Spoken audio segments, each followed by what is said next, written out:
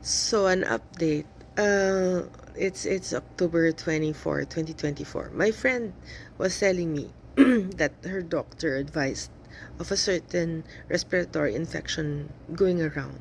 So I'm on my third week of coughing, but this this something different happened to me the past 2 days. It was I got chest pains. It was inside and through the back. And then if I tried to massage it, my chest itself felt like it was bruised, so it was like sore, and you go ow from the pain inside and the pain on the surface. And then I got something like urticaria. It's everything got so itchy. My whole neck, my whole chest, my back, my face, my eyebrows, and I was able to give it relief by putting sweet almond oil. The itchiness stopped, but I still have the red marks. I'll probably take antihistamine later on.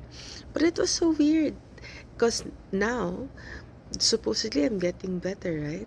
But now when I cough, it's really painful in the back. It's like you, because ow, it's like you're being stabbed. So are you experiencing this? I hope not, but there seems to be something going around. Take care.